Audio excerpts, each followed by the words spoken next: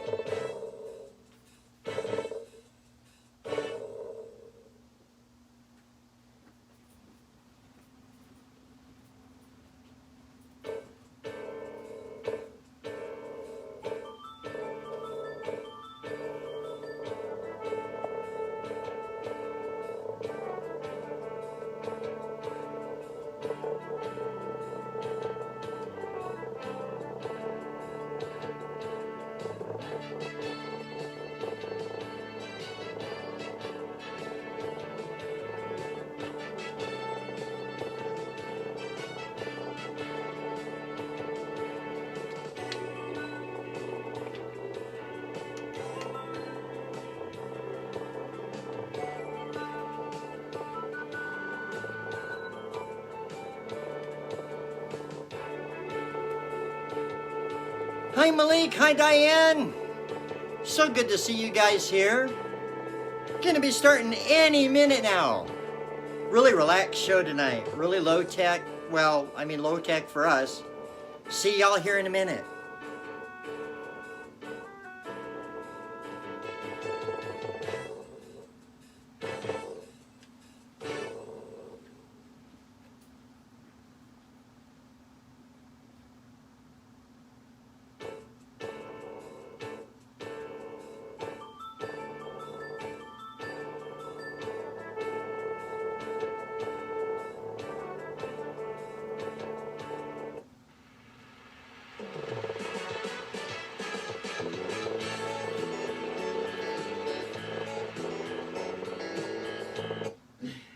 Enough of that. My happy dancing. That's how I dance. That and disco. And I can tear it up on disco. Renee and I, my ex-wife and I, mother of Dante. I hope Dante watches tonight. I don't even know if she's feeling well enough to watch or if she's like knocked out at home. Oh, I'm a good dad. I'm a great dad. We used to do a disco show. And so I guess you could say I was a professional disco dancer, but we did magic. So it was like disco day. Okay, not when we were out doing contests for extra money. Brian Anderson and Rand Woodbury are nice enough to provide our theme music, so they provided both of those pieces that you just heard was Brian Anderson. Rand Woodbury will play us out with a group called In the Audience. And so, way cool. It's Friday. Again, it's Friday. This is episode 29, if you can believe that.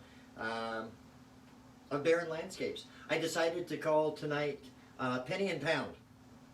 So, you know, like in for a penny, in for a pound, that kind of thing. So let's catch up. It's Friday. It's Friday, and we haven't done an episode for the last 2 weeks, so let's catch up. 2 weeks ago, we took a little break. I don't know that we're done with that break yet, you guys. Let me explain. Running a show every week takes a whole lot of energy and a whole lot of time, and I love you guys, but, you know, it behooves all of us, for Athena and I, to continue making a living so that we can continue broadcasting and doing stupid stuff, like eating and paying bills.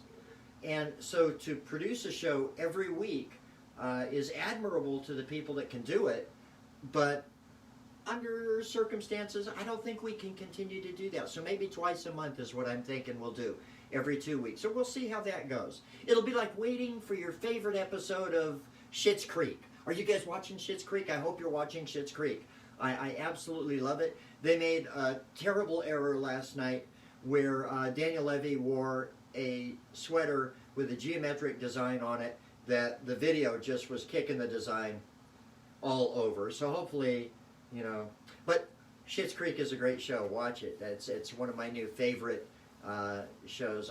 It's better than J.R. Ewing or any other. It's a soap opera, y'all. It is. It's a soap opera, and we're loving it. So watch it with us. It's Friday, and last week on Friday we didn't do a show. We had planned to, but we ended up having a sick girlie, as you guys saw. If you follow us, you saw that Alexandria, Lexi, had gone out. She got a little bit of a cold, a little bit of the sniffles, and that ended up into some stress for her, and that ended up being a seizure for her. She's doing good now, and she recovers really fast. She's my hero, and she bounces back. She's getting a cape, y'all. Seriously, she's a hero. She's getting a cape. They're sewing it for her now, and they're going to be sending it to her. Thank you to everybody who funded that cape. She was nominated as a superhero, kid superhero, and people backed the campaign to get her to superhero status. And a group does this, and they sew capes and stuff for the kids, and they send them out. So right away, she got her cape almost immediately. Thank all the beautiful people who participated in that. And absolutely, she will be on the show with her cape, because I'm going to interview that little superhero. So last week, we didn't do the show because she was here. We kept the lights off. We didn't have any of the lights on. And she was like chilling with Nani Grada. And then she lost about 3 days of her memory. It comes back. There is some short-term memory loss that continues. Most of it comes back. Sometimes we'll say something and she'll go, oh, we did that? Yeah, we did that. And she'll, oh yeah, I kind of remember that. So now it's this Friday. Happy Friday. It is November 20th. Guess what's coming up? Thanksgiving Day. You guys know that's one of my favorite holidays, Thanksgiving Day. You probably are sick and tired of seeing my Thanksgiving Day stuff on my profile on Facebook and everywhere. And that's because, look, you know how I am about Columbus Day? I'm the same way about Thanksgiving Day. You know, what do you do when you invite a bunch of people, strangers, in a new land? What do you do to make yourself known as a friend to your new hosts in a new land? You gather a dinner. And they teach you about their local vegetables so that you can gather more local vegetables. And they teach you about maize. And you have corn at this dinner, and you get a turkey at this dinner, and you bring everybody together, and you all eat this beautiful dinner, and then you kill your hosts. Because that's what Thanksgiving is. God. So we do Turkey Day around here. We're going to do turkey, and you guys know I'm a good Jew. So we're going to do a turkey and a ham. At least I think that's still the plan. I don't know. Nobody tells me anything. I'm just the grandad daddy. What? So far, that's still the plan. Depends on how COVID goes. Here in Brown County, we've had our 7th death. Now, that may not sound like a lot to you, but in our small county, that's quite a bit. The county commissioners have just enacted that mask mandate that I've been bitching about since July. They finally said, hey, maybe the governor had a good idea and we should wear masks, because every county that's wearing masks, COVID is staying down.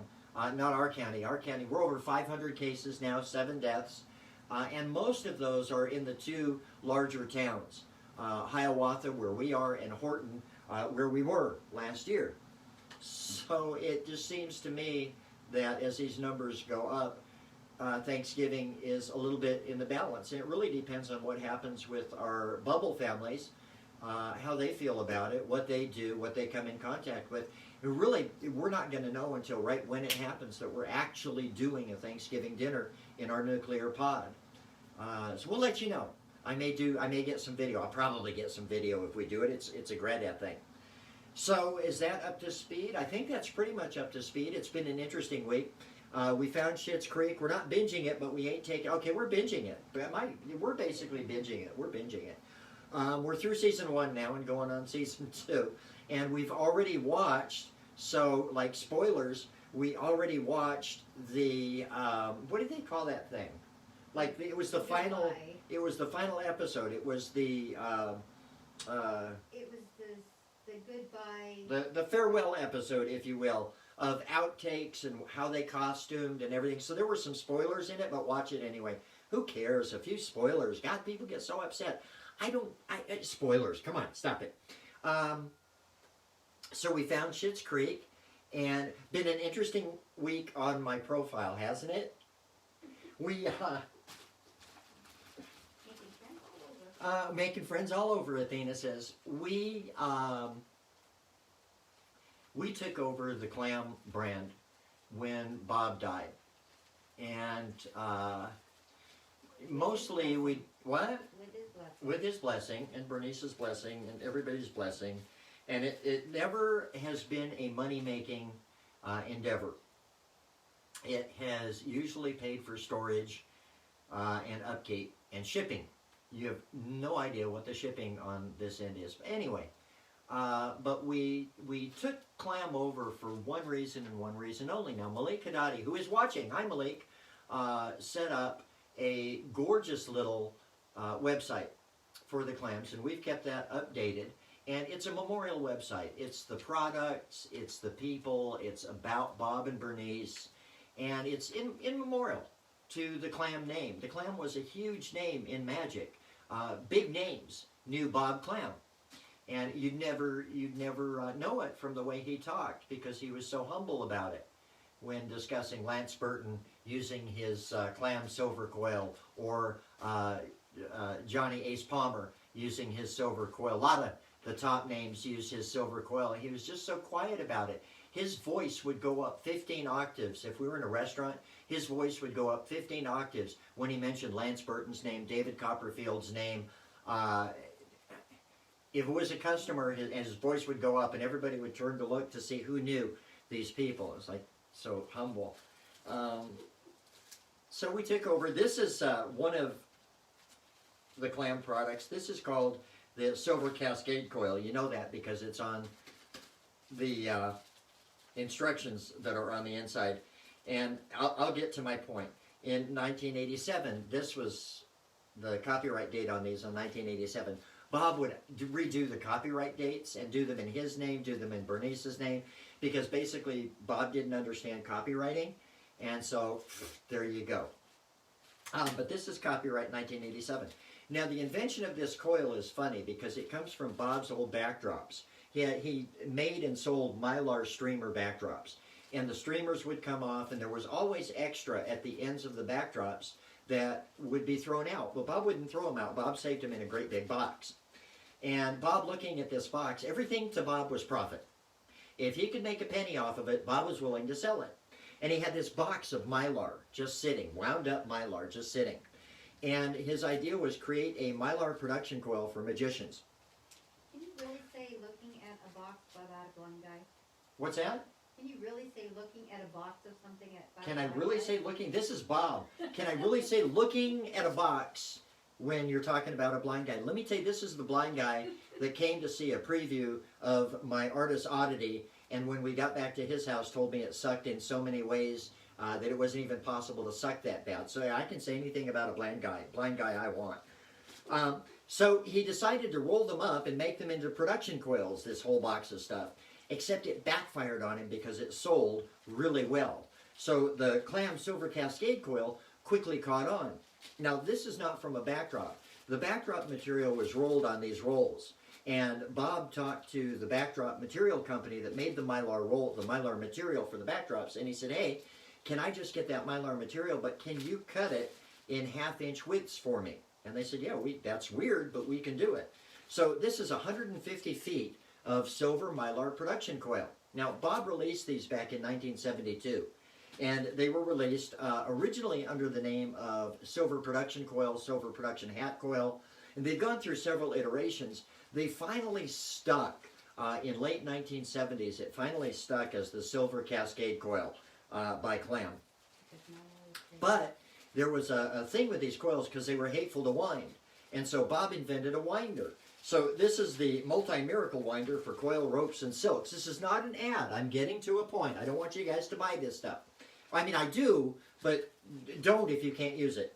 The winder here is copyright 1982 by Bernice Clam. And so we've got a 1982 copyright here. This one is a 1987 copyright. Bob's copyrights are all over the place. But these two things go together because folks found out that these coils were horrible to wind just on your own. And so Bob designed a winder Bob changed the date every time to he had wind pay fees. those coils up. Bob changed the date every time he what? Had to pay fees. Had to pay fees. So the date would get changed. So there we have the silver coils. So you saw on my Facebook page this week, a gentleman messaged me very politely. His first message was very engaging, very polite, very personable, and very social. He greeted me, asked how I was doing, asked how the family was, said that he follows me on social media and enjoys what I do. And then we had a discussion about the Clam silver coil, which he says impinges on his silver coil, which he designed for a very important magician who doesn't know him. Because I asked, because I said to that very important magician, do you know this guy? And he went, no, looks like bullshit to me. He didn't say looks like bullshit. He says smells like something to me. And so this guy sent me a message that was just out of the blue, and it was a really screw you message. And so I took my usual tact, which you would think would be passive-aggressive, but if you don't know me, that's what you'd think. I don't do passive-aggressive. I just immediately went on the attack and said the dude was wrong, out of his mind, crazy. Here's the proof. Where's your proof? And by the way, as it continued, I blocked him. I see you're blocked. We're done. And then the fun really began.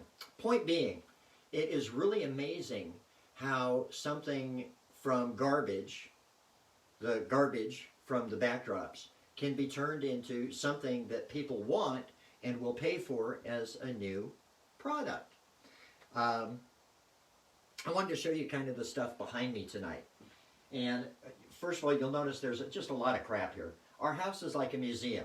This is the place we want to be. This is the place we like to be in. So it's absolutely set up for grandkids to know how childish their grandparents are. That's it. These are Hiawatha rocks. And when I go out and pay bills, or when I go out and take stuff to the post office, or when I have to make a shopping run, I look for these, and you can find them laying in planters, windowsills. They're out all over town. And I bring them home, and I sit on them for a while, and then I will take these out Monday, y'all. So if I got any Hiawatha rockers watching, these will be going back out Monday. I get to hide them in plain sight in town somewhere so that someone else gets to find them, bring them home, display them for a while, and enjoy them. Talking about things that start out kind of worthless and then end up being of value, let me introduce you to a really interesting substance here. I don't have a finished piece. I should make one. What? I said I should make one. You should make one. These are car paint. That's what they are. They're car paint. And started out Detroit Agate. pretty worthless. As a joke, it became named the Detroit Agate, and it's called Fordite. These are from the Ford plant in Detroit, right around circa 1960 something, and we've got some metallic in there.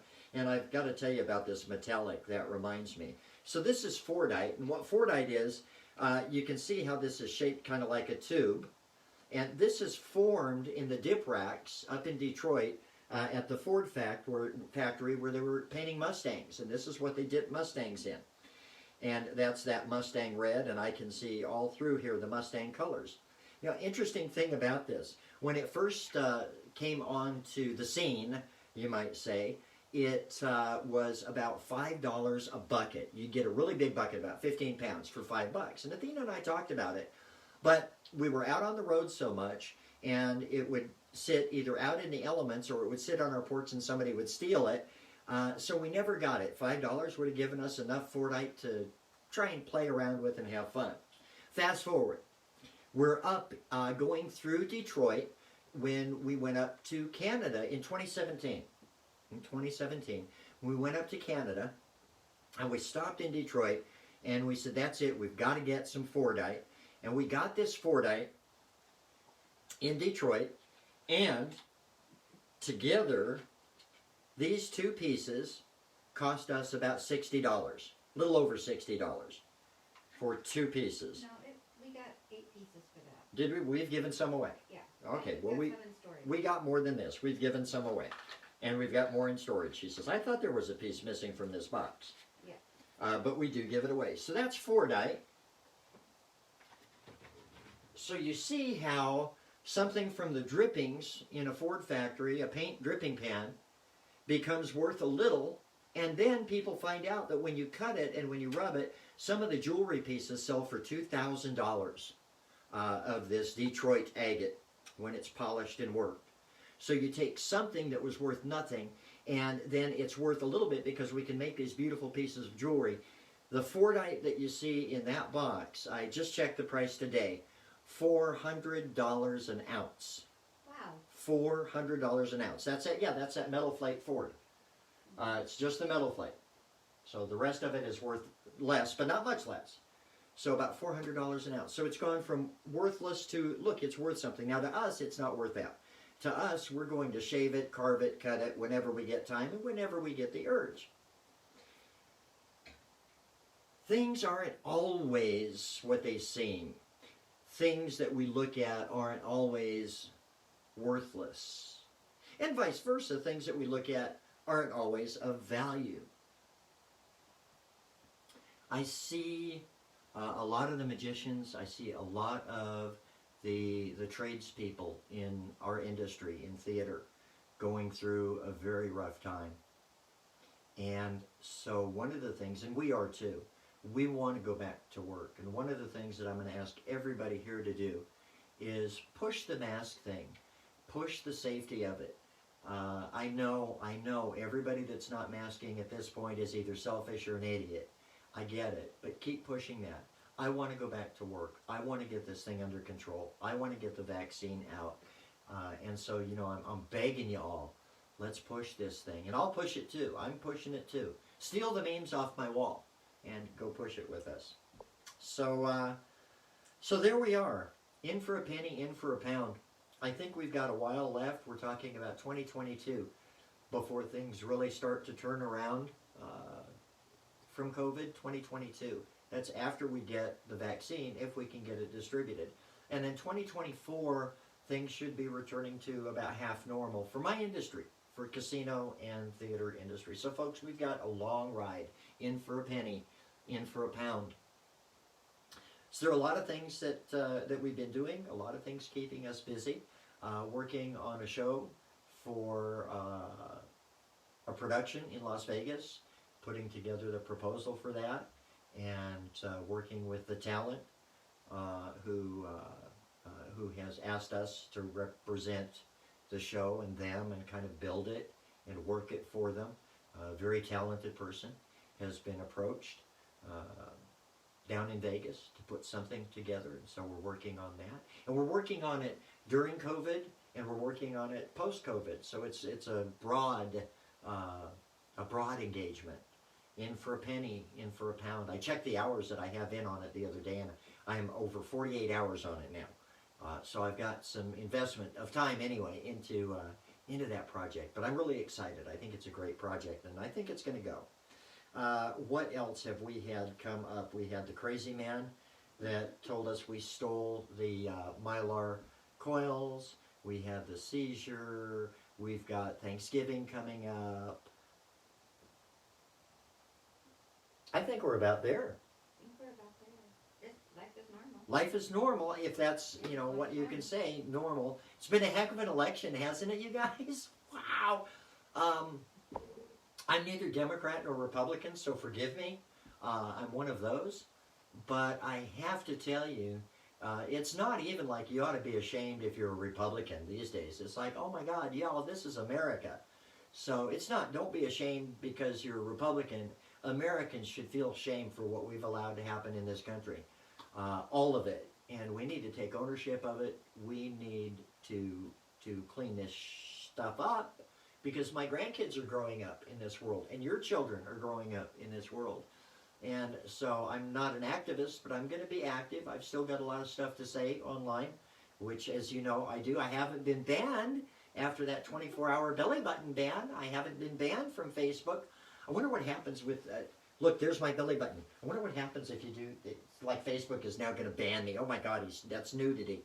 I don't even think they watch the show in here. Thank you to all 110 of you who have joined us in this crazy room. It's your room, Barron Landscapes room. Updated the name today for you, hashtag Space Barron Landscapes, huh? If they have ideas. If you have ideas, put them on our wall in your group. It's your group. What do you want to see? And don't go crazy. Jeremiah, I'm not stripping. I know you want to see it, but I'm not going to because my grandkids watch this. I don't know if the grandkids at home are watching. I know Zoe is. Hi, Zoe. I love you, sweetheart. You're my dolly. You're grad-ass people. And I think maybe possibly Victoria and Blake and Lexi and Emerson may be watching. If not, they always like to catch it on the video anyway. I guess some of you watch it on TV. So there we have that. I'm really glad. 110 people. Guys, that's impressive. Even though 110 people aren't watching right now, we'll see how many of the 110 people go ahead and tune in to see the video. And then we're still putting it up on YouTube, right? So we've still got the videos that go up on YouTube, usually about a week after they've been up in Facebook. I know this is... But you know it's a wet cough, right? I know this is terribly rude, and if you were here, I would gladly offer you a mint. But you're not here, and so I'm going to eat a mint for you and a mint for me. Mazel tov, right? So a mint for you and a mint for me.